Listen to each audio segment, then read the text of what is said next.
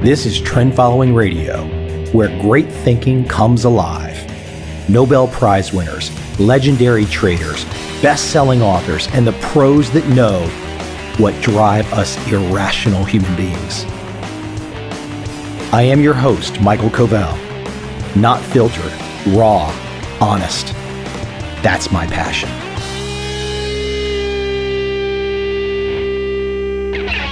Before I jump into my guest today, I have a little request, just a simple little favor. If you enjoy this podcast, go to iTunes and write a review. Write that review if you love the podcast. Write that review if you are a psychotic person locked in your mom's basement, currently wearing your tighty-whities with a drool bib hanging around your neck.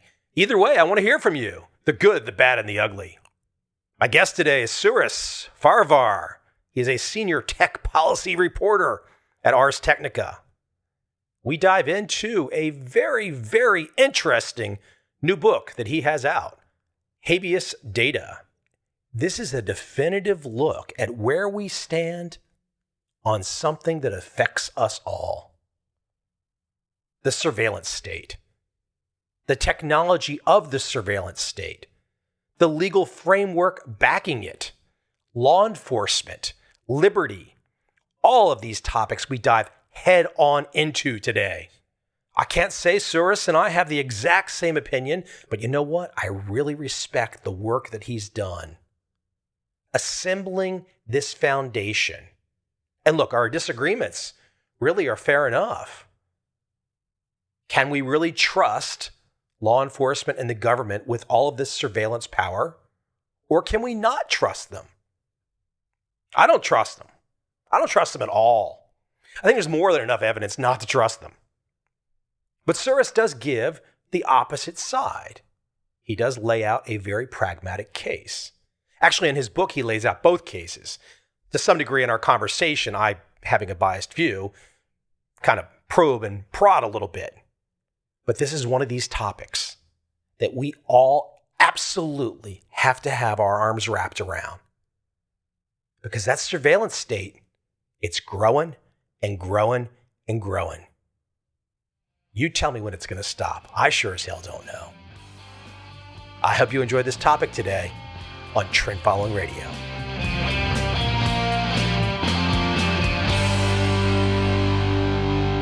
I got to tell you, going through your work, there's only one conclusion that I can come to.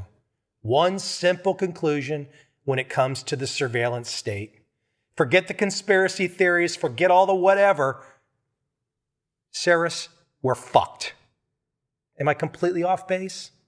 I can understand why you would say that. I really can. I mean, we're it's definitely an uphill battle. At heart, I really am an optimist.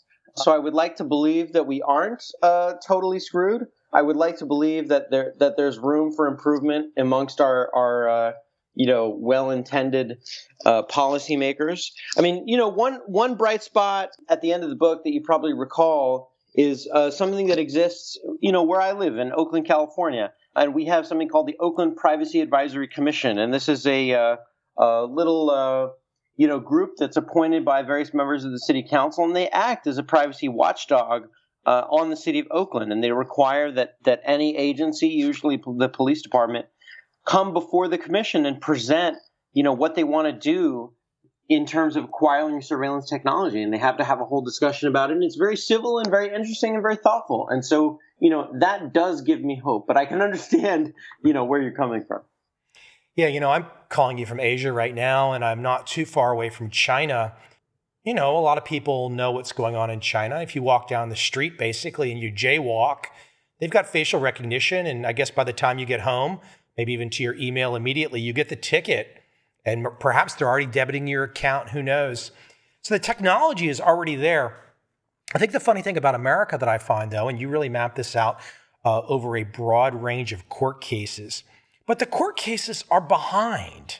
I mean, they're way behind, right? So not only are the court cases in terms of protecting individual privacy behind, the powers that be, and you refer to them as, and being optimistic, I'll take the pessimistic side. You refer to them as like, I don't know, you didn't say honest or do-gooders, but I don't have any faith right now. Because when I go through your work and I look at the systematic use of the surveillance state right now, and I just gave the example of China, I'm talking about America, it's frightening.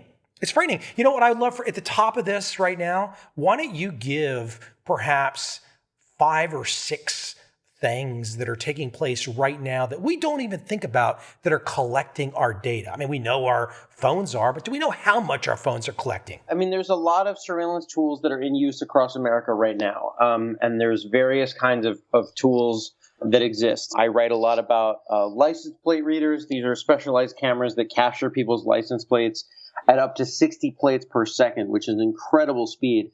I also write about the use of stingrays, also known as cell site simulators. These are essentially fake cell towers that spoof, legitimate cell towers as a way to capture people's, cell phone locations. I read about a little bit about body cameras. You mentioned facial recognition a minute ago.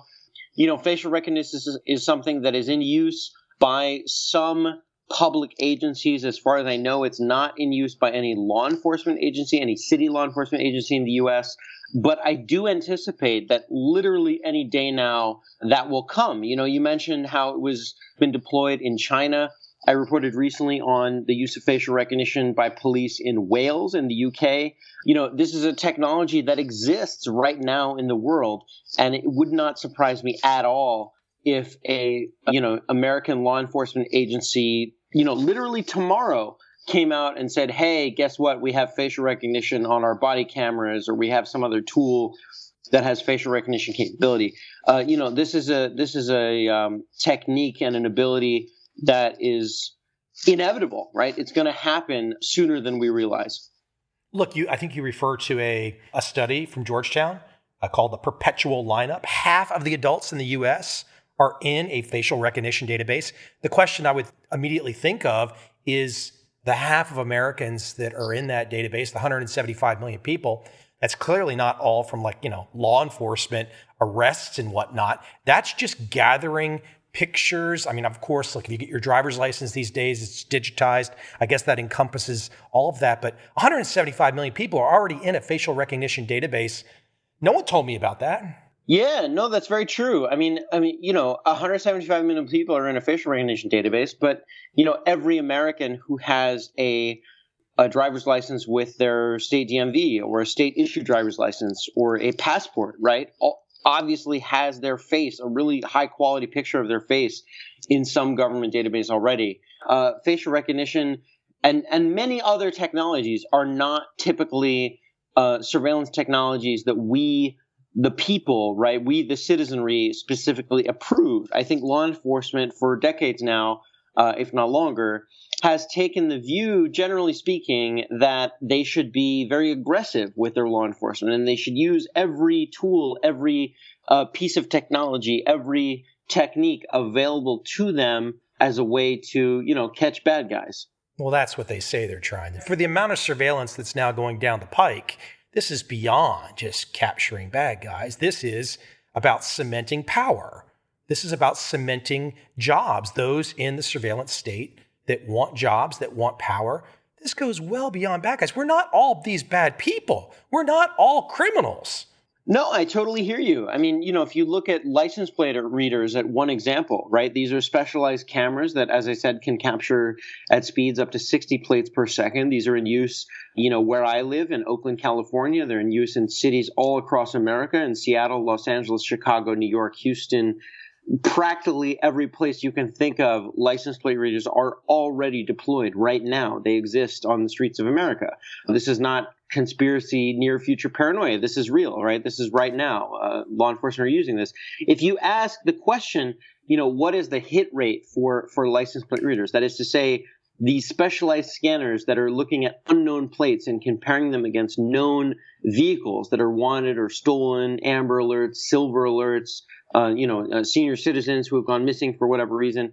If you ask what is the hit rate, the number of positive scans divided by the total number of scans, as far as I can tell, in every case that I have ever looked at, it's less than 1%. In the city where I live, Oakland, California, near San Francisco, the answer is 0.2%. That's an incredibly small percentage. So the vast majority of these scans that are being taken are of, tax-paying, law-abiding citizens. On the flip side, though, if it's my grandma missing, I want to find her. If we can stop the next Jeffrey Dahmer, we want to stop him. So it's an interesting balance. Let me bring up something that's really topical right now, and I'm not attempting to be political because, frankly, I don't see your book as political at all. I just see it as something that we all have to deal with, regardless if somebody's on the left or right. But I can think of two things that have been in the headlines that have involved technology and surveillance in the last 6 months to a year. And one would be the president of the United States came out and he said he was being wiretapped. And immediately, and look, America's very much tribal today. So people immediately just take sides as opposed to looking at the technical issue. For the president to come out and say he was wiretapped, it sure looks like, when I look at the work that you've put together, not only was he wiretapped, he was probably surveilled in a million other ways. And here's the caveat. We all are, so it's not just the president, it's everybody. And I'd love for you to comment on that too. But there's another thing too that I caught from the headlines. And this one's really interesting because I know very little about it and I want you to educate me and my audience. But there was a situation where a couple of FBI agents were texting amongst each other. And this is a current situation. And they said that some of the text went missing. And, so you see these news reports about, oh my gosh, the texts are missing. They can't find the text. And especially, look, again, I'm not trying to be political here, but then people might say, well, there's some emails missing or this or that or whatever. And then I think to myself, hold on. Snowden, WikiLeaks, Assange, it's all about the NSA. And I'm thinking to myself, nothing is missing. Everyone's got a copy of something somewhere. Am I completely crazy? Yeah, I think one of the things that Edward Snowden did was to wake all of us up as to how the surveillance state has really become pervasive in America. And whether we're talking about the NSA, whether we're talking about our own local police departments, I think it's important to really scrutinize what is often called the green to blue pipeline, right? The evolution, the passage of surveillance technology that started off with maybe a particular military purpose overseas and has now trickled down to our cities. I'm thinking of, in particular, things like cell site simulators, also known as stingrays, right? These are fake cell phone towers that were originally developed for the battlefield that now are in use, again, in the city where I live, Oakland, California. The Oakland Police Department has and uses stingrays to find criminal suspects. Only within relative recent periods of time have there been restrictions and policies and laws that have been put in place to try to restrict that kind of behavior. And with things like license plate readers, you're right.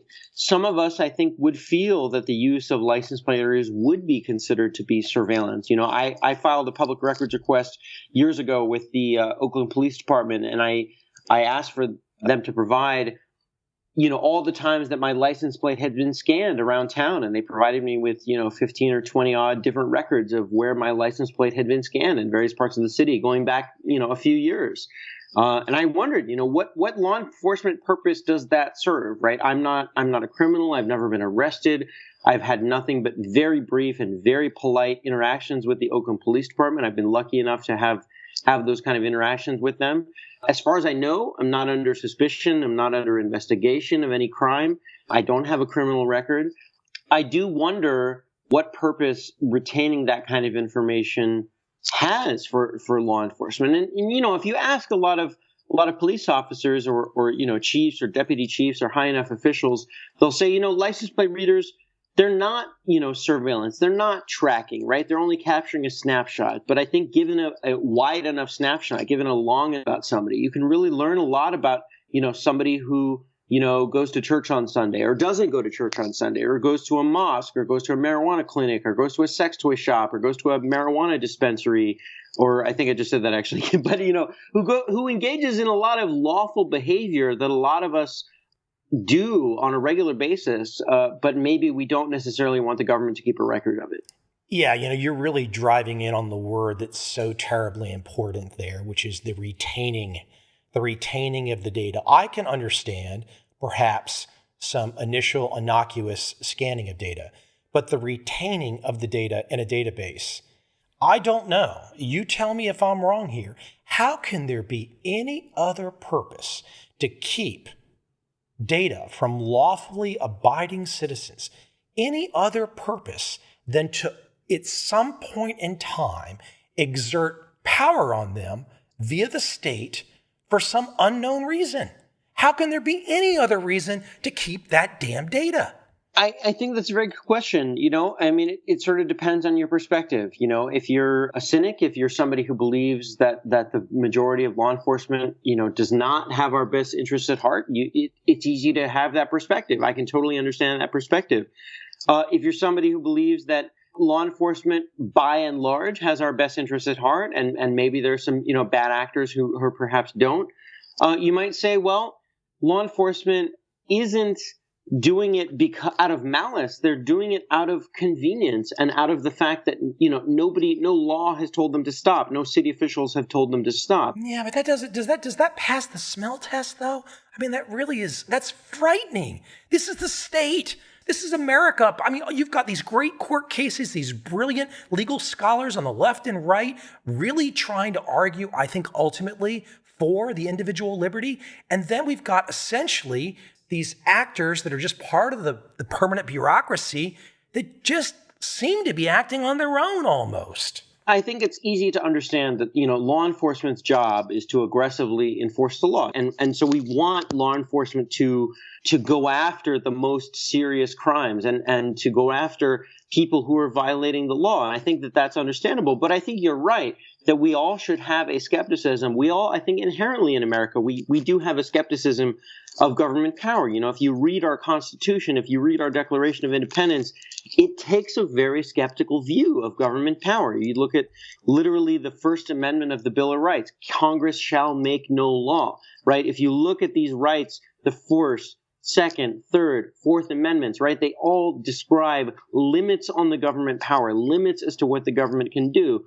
And I agree with you. We all, I think, should have a healthy dose of skepticism. But yeah, I don't know, maybe it's naive on my part, but I do believe that we can have a reasonable dialogue with our law enforcement officials and try to understand, why they want to retain the data as long as they do, why they need these tools that they want to have. And this is, as I said earlier, this is what organizations and entities like the Oakland Privacy Advisory Commission are trying to do. To keep being the guy that's pushing back on this call, they want this, but where's my reasonable expectation of privacy? If they're going to keep all this data about me, which I don't even know what they have right now, that's another thing. There's no website I can go log into and I can find out like what data do various state agencies have on me that they've collected. But where is my expectation of privacy today? Does it really exist? And I tell you what, let me give you something concrete to play with. Let's talk about two very interesting pieces of tech: GPS, satellites, and the thermal sensing of one's home.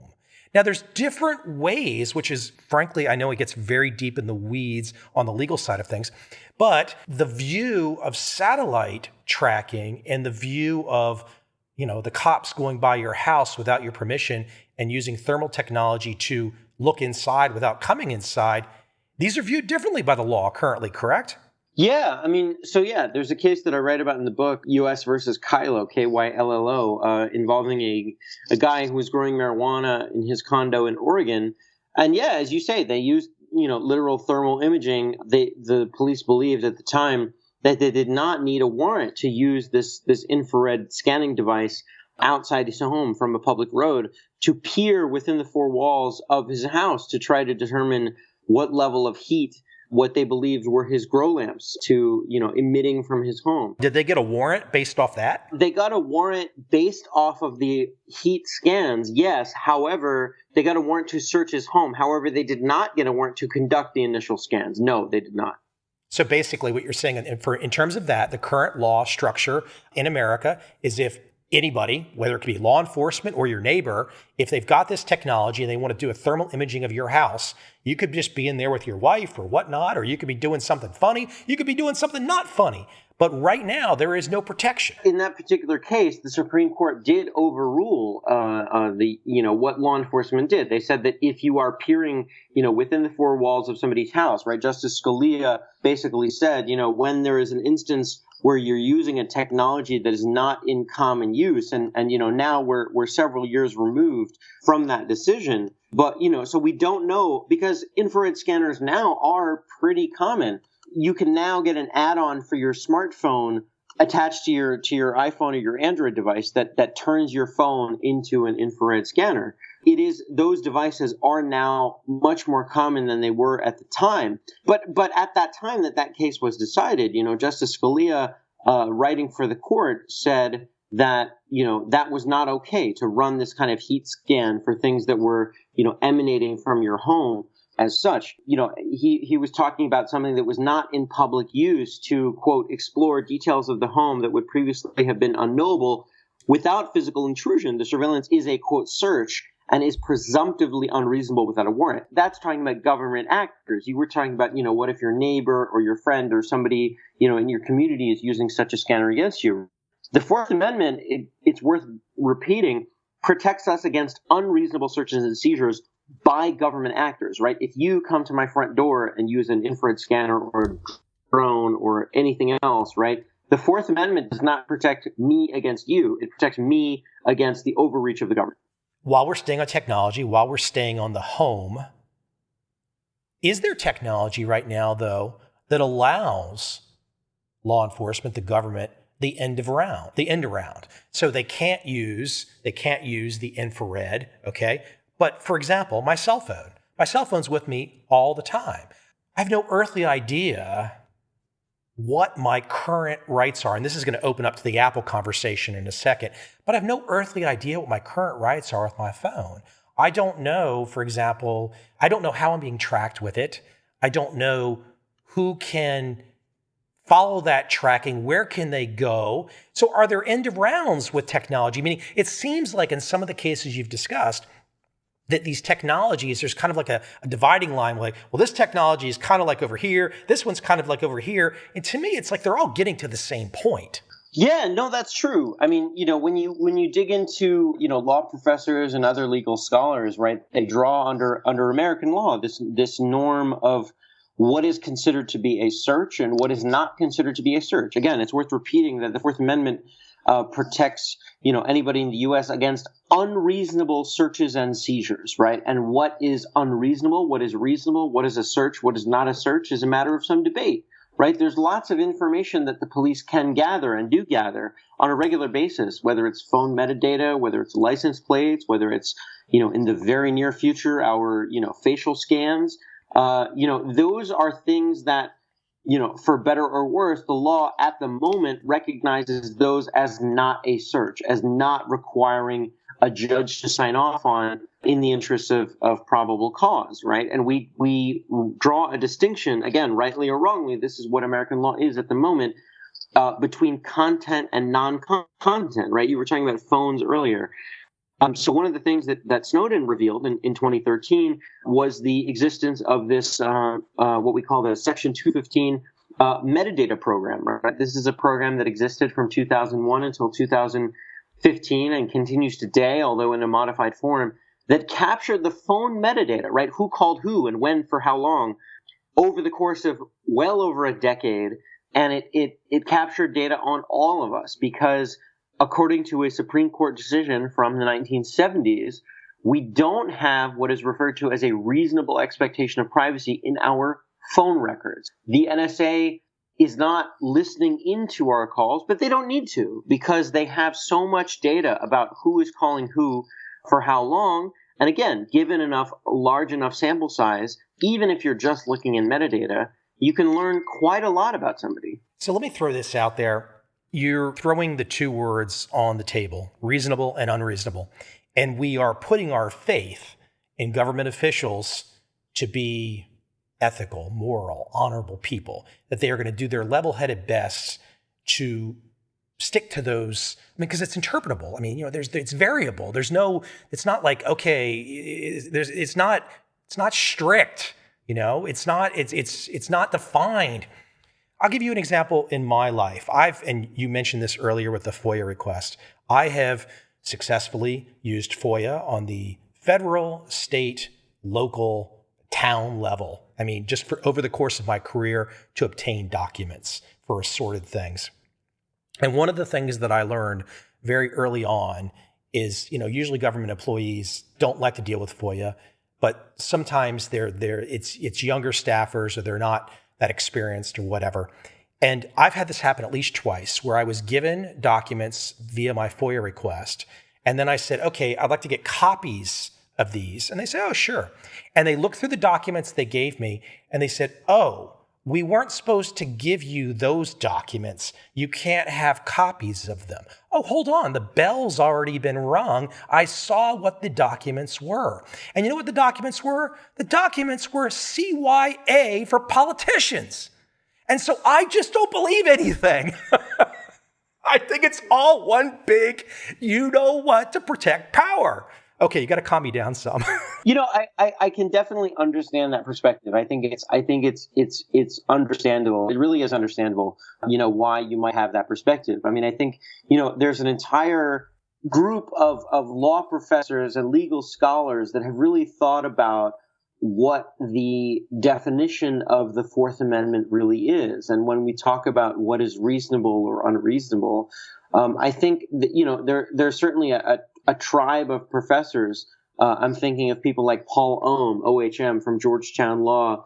Fourth Amendment really, if we think about it in the broader context of limiting government power, we should really think about it as a way not of what is assertion, what is not assertion, what is metadata and what's not metadata, what's content and so forth. But we should really think about it more broadly about the limiting of government power. And we should only allow government intrusion into our data, into our lives, into our spaces, into our license plates, into our, whatever the case may be, if there is a defined need, right? We all want the government to catch murderers. We all want the government to catch, bad guys of various stripes. But we don't want, I think a lot of us are troubled by the overreach and the pushing of the boundaries. And we, right now, the sort of default position of law enforcement is to really press as far as they can go until a court or somebody else or a legislative body tells them to stop. And perhaps we need to think about that in a new way and take a more affirmative position and say, okay,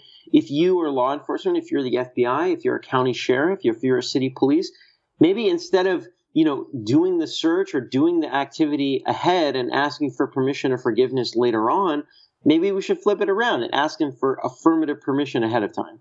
If the FBI really wants something, and you can extrapolate this out to the bigger case that I'm hinting at, but if the FBI really wants something, and let's say that I'm a fabulous coder, and I have the ability to write code that could help them solve a case, or they believe it could help them solve a case. Right now, the FBI seems to believe they can tell me that I will write the code for them. I will work for them. I will assist them in their job. I'm essentially deputized by the likes of a guy like Jim Comey to assist.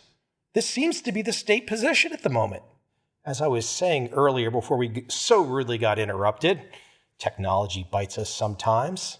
But as of right now, the way that I understand the lay of the landscape is the former FBI director, Jim Comey, could take a gun. And if I happen to be a really good programmer at Apple Computer, he could put that gun to my temple and say, Mr. Covel, you are going to hack for us this phone. You are going to work for us to give us data. We can't access it ourselves. And as far as we know, there's no laws that are obligating you to do this. But here's the gun, Mr. Covel, so please start working for us.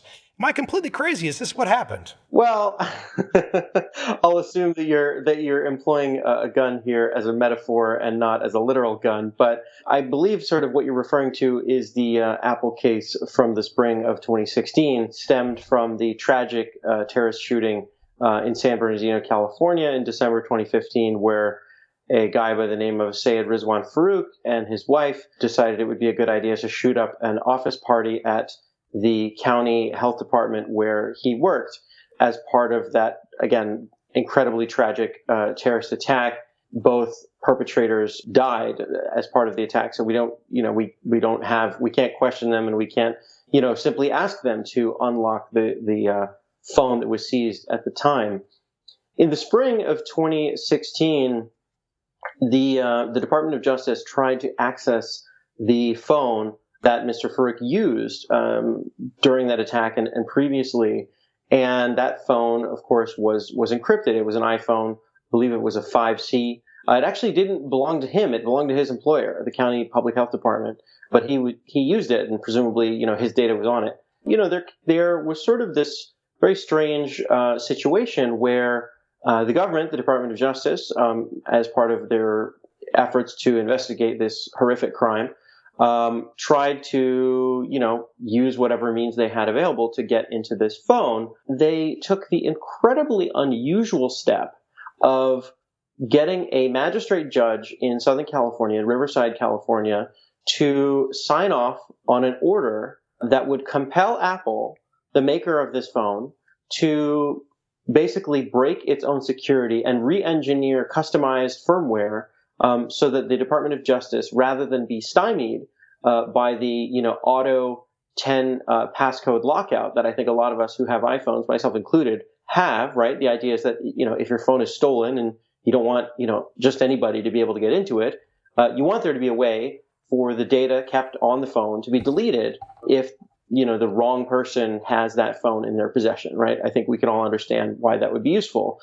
So what the government got this judge to sign off on was an incredible order, right? An incredible court order saying, you, Apple, must do this for the Department of Justice. And Apple said, hang on a second, we don't think that the government has this authority. And that's what this whole legal showdown was all about. And it was incredibly fast, right? It's important to remember, right? Apple was not sued. Apple was not being prosecuted. This didn't go to trial, right? This was the government getting a judge to sign off to conduct a particular thing. Apple challenged it. It took, I think, from the time that got filed to the time that the case eventually ended, was something like 3 weeks, which in legal time is like crazy fast. And Apple basically came back and they said, one of the crux of their argument in their court filings was they said, they gave what I would call the if you give a mouse a cookie argument. For maybe folks who don't have kids might not know, If You Give a Mouse a Cookie is a really cute kids book that says, if you give a mouse a cookie, then he'll want a glass of milk, and if he wants a glass of milk, he'll want a straw, and if you give him a straw, he'll want something else and something else and something else. So this is what Apple was concerned about, that if it allowed the government to get into this iPhone, to order it to create a tool today to get into this iPhone, then tomorrow the government would ask it to do something else, or Amazon to do something else, or Google to do something else, and they felt that was too far. Now, the really interesting thing is that, like the proverbial Chekhov's gun, to extend your gun metaphor for a second. By the way, I was serious. I mean, to some degree, when law enforcement shows up, and if it's the FBI and they say you got to do something, it's only under the threat of force. There's no other threat except force. I respectfully, I would disagree with that. I don't think that unless you mean forced, like I would consider a gun to your head to be very different as to threat of incarceration or threat of fines, right? I don't think the FBI would actually threaten to shoot somebody if they didn't create a piece of software for them. But just to respectfully disagree also, it is pretty common knowledge that if the FBI, for example, wants to serve a warrant on perhaps somebody that is not a criminal, has never been convicted, and perhaps is just laying in bed with his wife, it's perfectly acceptable for the FBI to run into their house, kick down their door, and show up with guns and put the gun to the wife's head. That has recently happened, so I'm just pushing back a little bit. Okay, well, I mean, it's also really difficult to put a gun to a corporation's head, whether it's one person or not. I mean, I don't know that even putting a gun to Tim Cook's head would do anything. I don't even know if Tim Cook has the capability doing what the Apple was ordered and to do. But in any case, here the way it was resolved was that the government came back literally 12 hours or so before the court hearing was supposed to happen, where this was all going to come to a head. And myself and many other reporters had flown down to Riverside, California, to be there to witness these kind of legal fireworks in action and see what happened. The Department of Justice came back the very last second, like I said, the day before, and they said, actually, we're going to call off the court hearing because we have found somebody who can get us into this phone, and sorry for everyone's trouble. Bye. And that was the end of it. And we don't know what the legal answer is, right? This issue as to whether or not this particular law, known as the All Writs Act, whether the All Writs Act goes as far as the government in this case claimed that it did, which is compelling a company to do its bidding, to break its own digital security. We don't know the answer to that question. Let me throw this out to you. You are in many circles. You talk to a lot of different people. I would assume that when a company like Apple is faced with that situation now, somewhat feeling like an existential threat, because it's kind of like, we promise our customers something, they're buying a product from us, and then all of a sudden, if we can't deliver on it because we're in cahoots with potentially the government, it just causes a lot of trust issues. Can I safely assume that from that moment in time, most tech companies are working to take the power away from themselves to some degree? That from an encryption standpoint, and I don't know the operation or all the logistics and understandings of all the encryption technology, but I would assume that companies don't want to even have the ability to do a backdoor for anybody. That's the best sales pitch for them for their products, isn't it?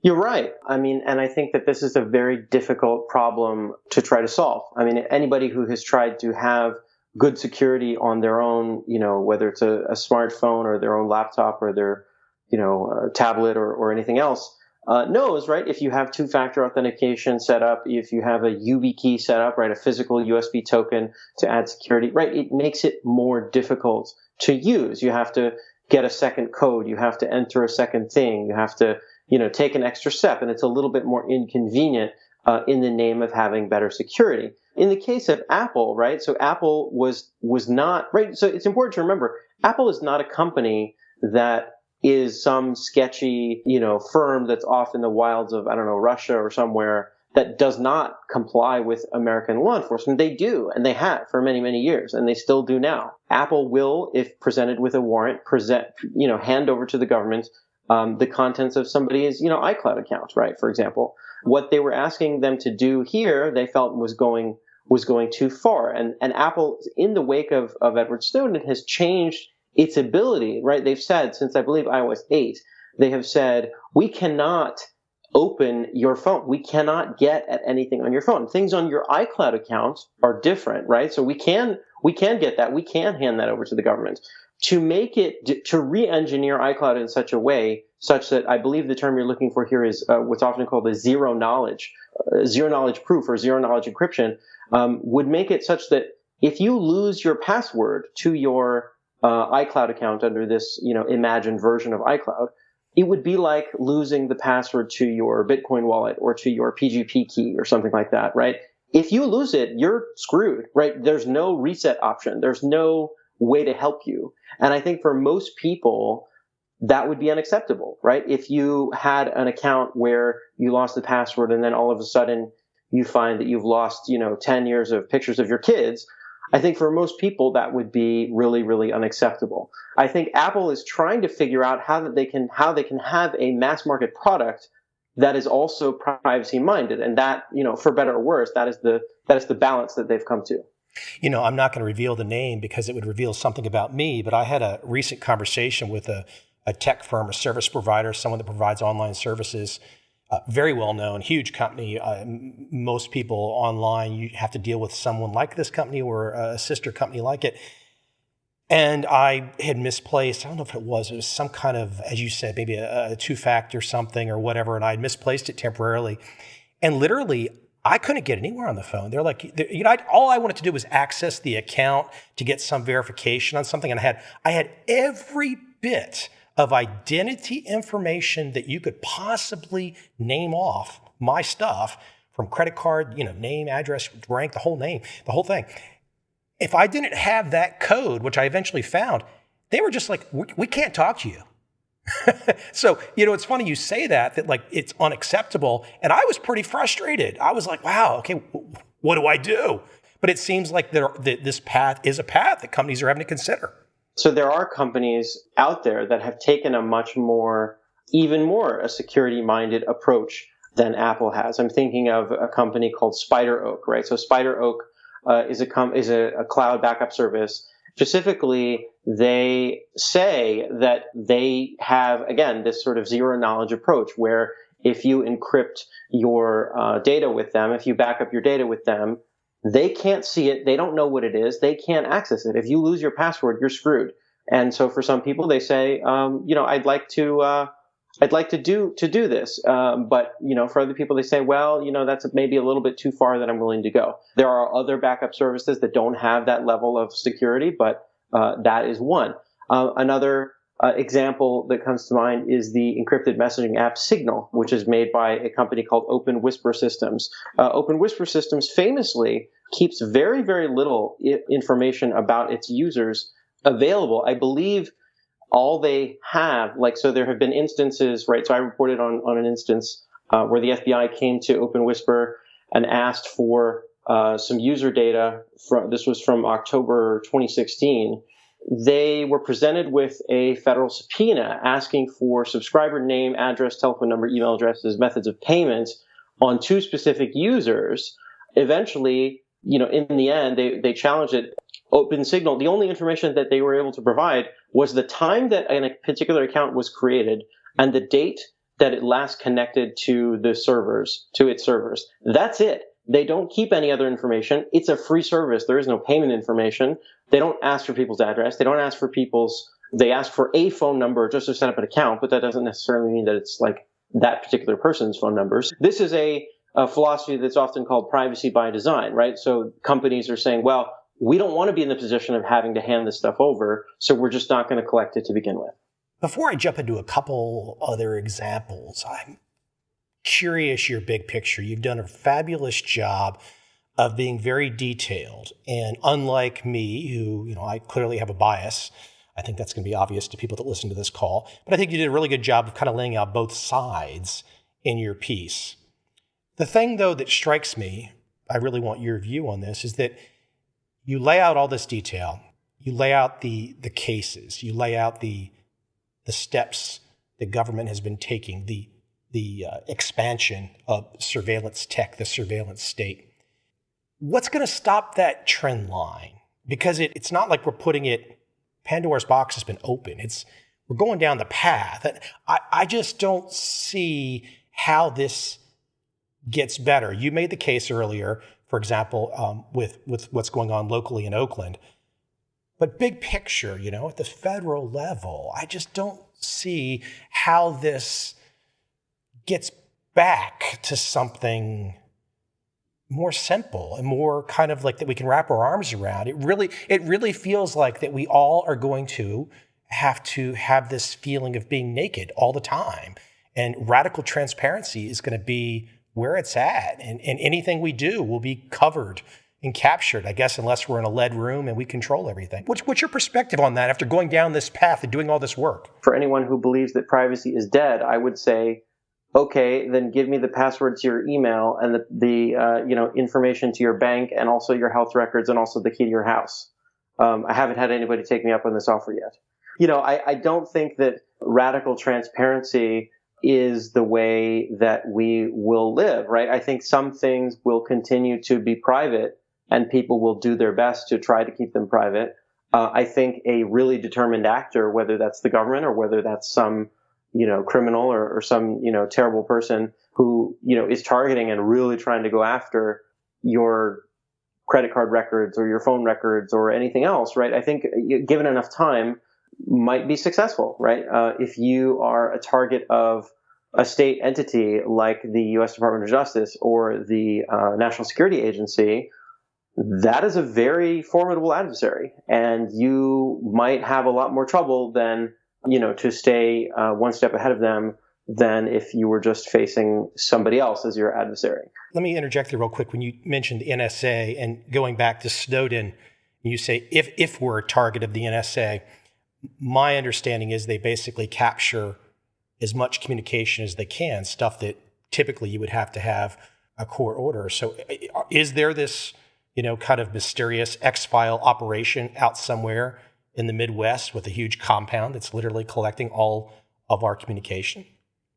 Well, it depends on whether you trust what the NSA says that it does or not. The NSA is not supposed to spy on on Americans. It's not supposed to capture the content of calls, right? The NSA metadata program that Edward Snowden revealed in 2013, which went on from 2001 until 2015 and still continues to this day, although in a different modified form where the government itself is no longer holding the metadata, but private companies are, and they can get it through a court order. Right. That is not they're not going after again, you may say, well, I don't trust anything the NSA says, in which case, I don't know what to tell you, but I'm not saying you, but, one could say that.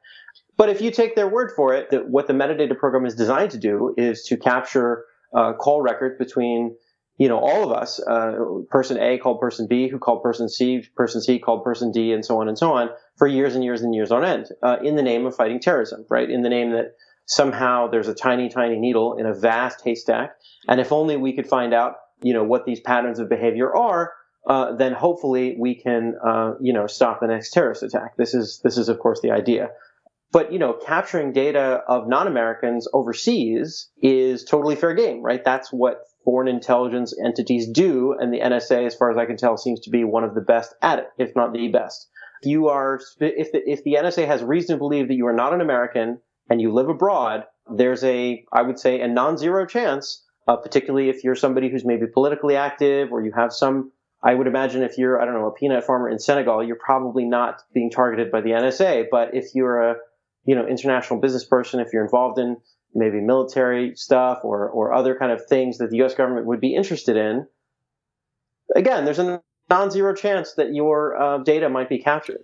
Let's keep it overseas for a moment. You make an interesting example in the book. Everyone has seen the Google Maps system where they take pictures of the homes. I've seen these cars driving down the streets, capturing everything that's on the street.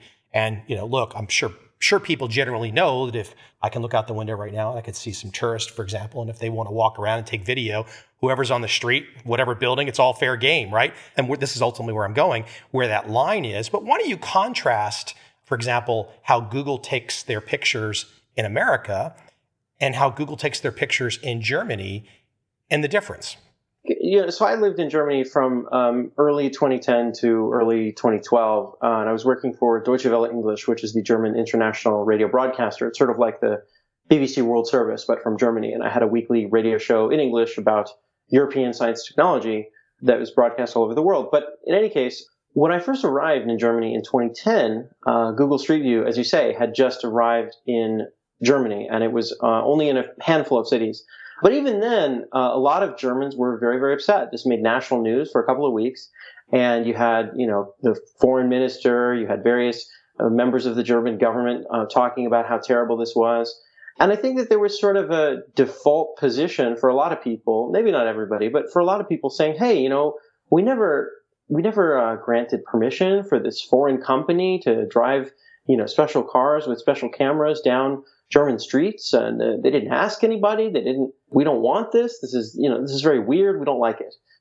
By that point, Google Street View had already been in the US for 3 years. And as far as I know, other than maybe some small protests by, very hardcore privacy activists, most of us, just kind of didn't really do anything about it, right? Street View exists then when it debuted in 2007, and it exists now, and it continues to improve. The photographs in the US continue to get updated regularly in every street in America. I think usually once or twice a year, which is sort of incredible if you think about it. In Germany, Google took the unprecedented step of allowing Germans to opt out of Street View. So if you go onto Street View now and you look at any place in the US, you'll notice that license plates and faces are blurred out, so you can't see them very clearly. In Germany, so they allowed people to blur out their house, basically, or their apartment building. So you could go to a special Google website, type in your name and address, and say, you know what, I don't want to be on this, and they would do it. They would blur your house. And as far as I can tell, Google has not updated Street View data in Germany since then, since I think 2011 or so. And I think they've just sort of given up. They've said, you know what, the Germans, they don't want it. They're fighting us about it. This causes us a big hassle. We're just going to not deal with this anymore. I think it's sort of interesting and a little bit telling that for a lot of people, I think in Germany and Europe as a whole, I would say the kind of majority default position, not for everybody, but I would say that for the majority of folks, they have sort of an inherent trust of government and an inherent distrust of private companies when it comes to privacy. And I think in the U.S., our default position is kind of the opposite. I think that for many of us, we sort of inherently distrust the government, and we either maybe trust isn't the right word, but we're relatively more trusting of private companies. I think the fact that Mark Zuckerberg wasn't dragged before Congress until very, very recently, despite the fact that his company has existed now for nearly 20 years, I think is sort of indicative of that fact. We have an entire constitution and set of founding documents that are built on limiting the government's power, right? Congress shall make no law, rights shall not be infringed, et cetera, et cetera. We are very cognizant of the ability of the government to go overboard. And so we have these amendments and laws to try to keep the government at bay. I should interject also for the audience out there, because we're not really going into it as much, but you really get very granular on the legal cases, bringing the justices in, bringing their opinions in, really getting detailed. It's quite a fascinating undertaking. I think what's really so interesting about it too is that when you start to look at the different forms of technology, like you have certain legal views about the satellites, different legal views about cell phones, different legal views perhaps about the post office package that's coming into your house and the ability for government to open that package. Whereas there's other ways that they can get into your house, perhaps if somehow or another got onto your phone and can track in your phone. So it's really interesting how the cases, there's no uniformity. To me, it all seems like, okay, it's semantics to talk about the differences in these technologies. It's all getting at the same thing, which is the eradication of privacy. But the legal cases are really kind of a spider web. I think would be the way I would look at it, the way that I read your work, a spider web of trying to reel this all in to have something we can understand. But I don't know if it's so easy to understand, is it? It's a never-ending battle, right? The privacy rabbit hole never ends. It gets ever deeper. It's difficult for me as somebody who tries to follow this for a living. There's always something new to write about. I mean, I'll just give you an example from something I wrote, just this past weekend on Ars Technica. I was writing about something called how a location API, the headline I wrote in Ars Technica was how a location API allows cops to figure out where we all are in real time. And this was an entirely new way for the police to locate people through their cell phones, using a technology that I had never even thought about or heard about. And basically, it allows, we all understand, I think, that our telephone companies know where our phones are, but the idea that the police can have access to that essentially at the push of a button without any real legal oversight, or at least that is the case with this one company that called Securus, which is based out of Texas, that really markets itself as a prison telecom company, I think raises a lot of new questions as to what level of detail and scrutiny and legal oversight they require to be able to employ that potentially very invasive technique of locating somebody simply through cell tower records, basically. And you're going through this process, putting all of this research together, writing this up. Have you thought about, I know this is kind of a strange question, or it's kind of a difficult question to kind of put a percentage on it, but in my mind, it's kind of like law enforcement doing good versus law enforcement, government self-interest power grab. So it seems like there's this kind of balance there where there's, clearly we have many things going on in law enforcement that are great for everyone. So even though I'm a skeptic and I have my biases, I mean, clearly there's great things that law enforcement does. But then you do have, beyond a shadow of a doubt, self-interest power grabs here and there. How do you look at that? Are you able to kind of in your mind wrap your head around, are we 50-50? Is it 90 law enforcement with 10% power grab? I mean, have you put that through the ringer in your own mind? I mean, I would like to believe that the vast majority of law enforcement are doing their jobs as best as they can, trying to enforce the law. Oakland, California is a city that sadly 80 people are murdered on average every year, going back many, many years. The murder rate has been improving in recent years, which is awesome. But, it used to be a lot higher. Still, 80 people is a lot of people. So there's real crime, happening in the city where I live, and in lots of cities, tragically, in America, right? We deal with violent crime in many, many places. So there's an obvious need, I think, for real law enforcement. That being said, I think that we have all now, particularly through the fact that we all carry, high quality video recorders in our pockets, I think a lot of us are becoming increasingly aware of how interactions with the police, whether it's a traffic stop, whether it's a search at somebody's home, can end badly if there's a miscommunication, or if one person does something at a split second and the officer feels threatened. Oftentimes this seems to happen with people of color.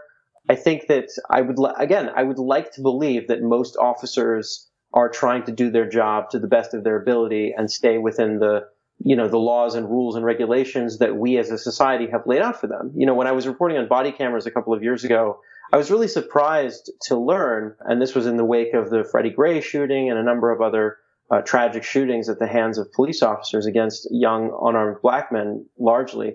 I was really surprised to hear from police officers that they wanted body cameras, or a lot of them did, because they felt, they said, well, I am doing my job as an officer. I want to be able to show everybody that I am following all the rules from A to Z, and I'm not doing anything wrong. And I want people to see that I wasn't speaking rudely to this person, or I wasn't, treating them poorly, or I wasn't threatening them with my, weapon or whatever. And again, I think the jury is still out as to whether or not, that is the case. But I think that for a lot of people that we do entrust with a badge and a gun, I think that's what they want, is to show that, yeah, they are doing it right. I think we put police and our national security officials in a really tough spot, because on the one hand, we want them to protect us. Nobody wants to be the victim of a terrorist attack. Nobody wants to be the victim of crime.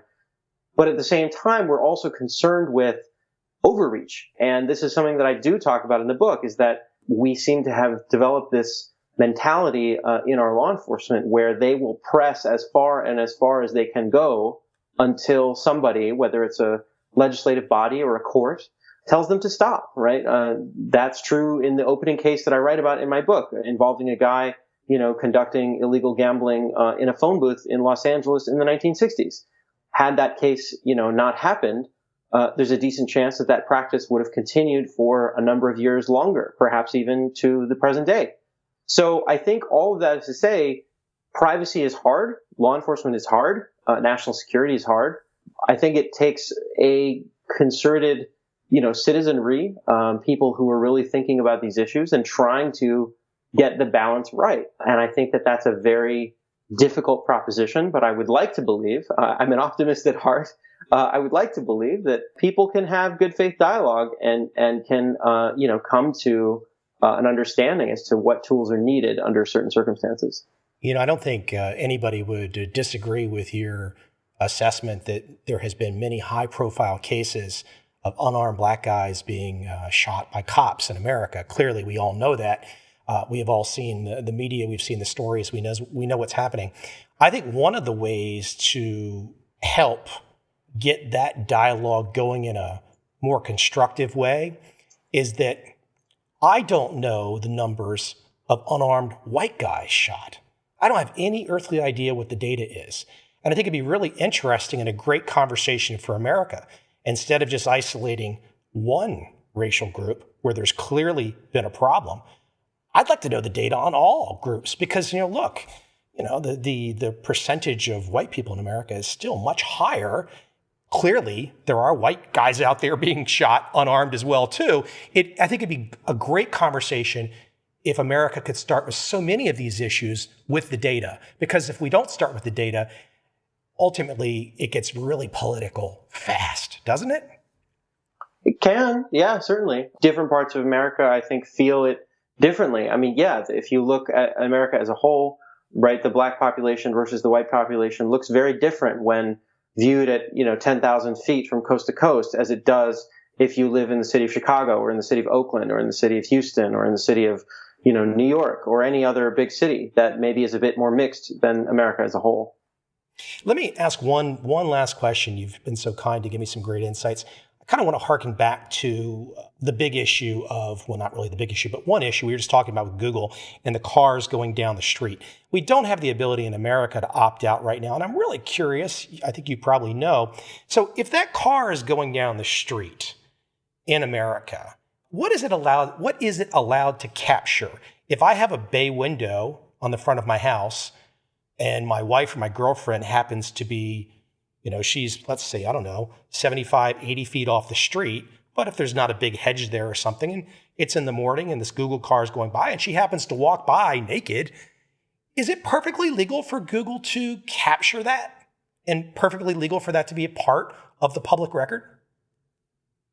Yeah. I mean, I'm not a lawyer, but I would say yes, that is allowed. I mean, and we can maybe, should an instance like that arise, we could come up with rules that prevent that, right? We do have, what are often referred to as peeping. We do have what are referred to as peeping Tom laws, right? We don't like the ability of whether it's a machine or a human of doing what you just described. But Google is not the government, right? We impose much more strict restrictions on the actions of government than we do typically on the actions of private companies. So that car driving down the street, though, if the wife or girlfriend happens to be in the window, it's perfectly legal for Google to capture her. They don't have to worry about necessarily editing it out or anything like that. It's just whatever. The question I want to lead to, though, is the next step is where is the eye? So the eye is on the street. That's a public right of way. But if the eye is then airborne, we now have a drone. Has the legal system caught up with the drone technology? Like, for example, I would think if I owned a piece of property, and I do, if the drone comes onto the airspace of my property, level with my window, I would figure that's violating some law. I don't know what the laws are. But at some stage, if the drone it's some different plane in the sky in terms of height, have these things all been figured out and decided? No, I mean, the question of drones and the law is an ever-evolving one. I've written numerous stories for Ars Technica involving people who have been in the situation that you just described, where they felt that their property was being invaded by somebody flying a drone over their land, and a couple people have taken the extra step of drawing a firearm and shooting down the drone. I've written 3 or 4 stories like this from different places: California, Tennessee, Virginia. People shooting down drones. And right now, as far as I know, there is no law that recognizes what you would maybe consider or have imagined there to be, this idea of aerial trespass, right? If I walk onto your property uninvited, that is obviously a physical trespass. But there is no such thing as of yet for aerial trespass. There hasn't yet been a court that I'm aware of that has, found there to be such a right. That doesn't mean, of course, that a city or state or Congress could pass a law that would regulate such activities. But I agree with you that we're now in a world where these machines do exist. They're very cheap, and it would not be very difficult for somebody to fly a drone outside my window right now. And there wouldn't really be a whole lot that I could do about it. Maybe I could call the police, but probably by the time the police turned up at my house, it would be gone. There are in fact entire companies, there are entire business models that are based on defensive, anti-drone hardware. There's a company called D-Drone, D-E-Drone, that does exactly this. And if you're, let's say, a celebrity and you're worried about paparazzis and other kinds of people who maybe are harassing you, you can set this up at the perimeter of your house so that it will look for visually and acoustically drones and try to mitigate them in some way. You're going to be able to release a new version of this book every couple of years. You know that. Maybe. Right? I mean, seriously. It's going to be a great kind of, I don't want to say ruse, but a great opportunity to kind of update it. And I tell you what, this conversation really reminds me. I was reading an article this morning in the New York Times about the intellectual dark web. Folks on the right and left having civil conversations about serious issues and not going off into kind of partisan tribal stuff. And I really appreciate the conversation with you today because I think we went down that path. I think our 2 calls here, I think we've done a great job of kind of mapping these things out, and it's tricky. It's messy, It really is. It really is messy. I mean, I think democracy is messy, right? Figuring out these issues is messy. The law is sometimes messy. If there's one thing I've learned from doing all of this research for the book, it's that, the wheels of justice often turn very slowly, and it can often take a long time for a case to reach the Supreme Court.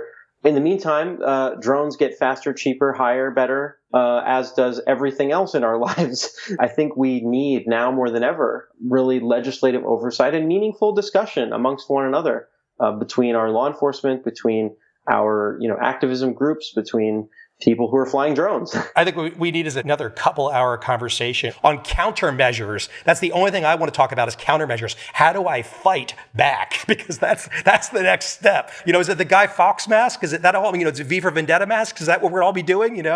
Seriously. The book, Habeas Data, Privacy versus the Rise of Surveillance Tech.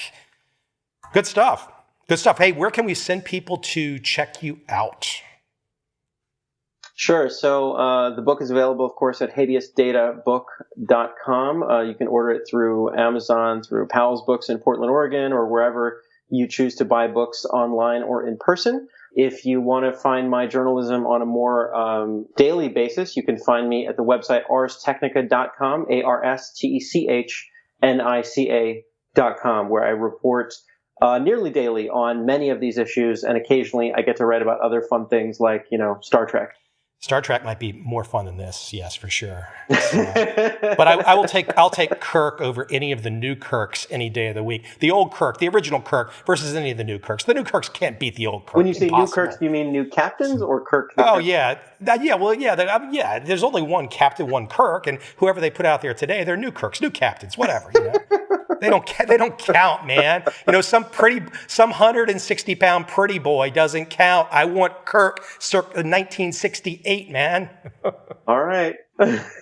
Hey, good chatting with you, man. You too. Be well.